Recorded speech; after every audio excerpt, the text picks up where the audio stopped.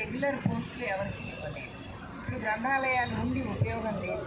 గుడి కట్టాం, దానికి ఒక పూజారిని పెట్టకపోతే ఉపయోగం లేదు. పాపం భగవంతుడికి నైవేద్యం లాగానే గ్రంథాలయంలో కూడా పాఠకులు సేవలు అందించాలి అంటే తప్పనిసరిగా లైబ్రేరియన్ ఉండాలి.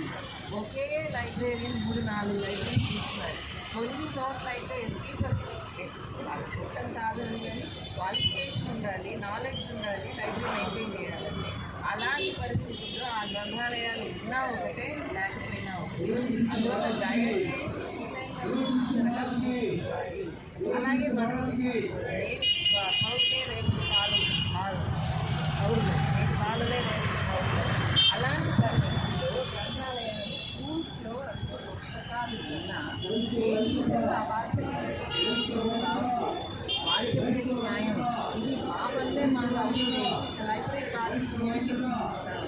అలా పిల్లల్లో చదివే అలవాటు పెట్టాలి అంటే తప్పనిసరిగా మాస్టర్ లక్ష్మణరావు గారు చెప్పినట్టు అవన్నీ ఉన్నటువంటి చేయాల్సింది లేదు.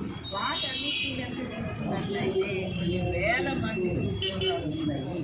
స్కూల్ నుంచి యూనివర్సిటీలో కూడా ఎంత అన్యాయం అంటే యూనివర్సిటీలో కూడా లైబ్రేరియన్స్ లేదు. ఏ సైన్స్ ప్రొఫెసరో మ్యాథ్స్ ప్రొఫెసరో ఎవరన్నా వేస్తున్నారు కానీ లైబ్రరీ పోస్ట్ ఎక్కడా లేదు. అందువల్ల దయచేసి విన్నవించేది ఏంటంటే విజ్ఞానం టెక్నాలజీ పెరగాలి అంటే నాలెడ్జ్ కావాలి అంటే డిజిటల్లోకి వెళ్ళడానికి పుస్తకాలు కావాలి. అండ్ డిజిటల్ లైబ్రరీస్ అన్నా కూడా ఇవి లైబ్రరీలకి అనుసంధానమైనవి, లైబ్రరీలో భాగమే అని. అందువల్ల తప్పనిసరిగా పోస్టులు ఇవ్వాలి.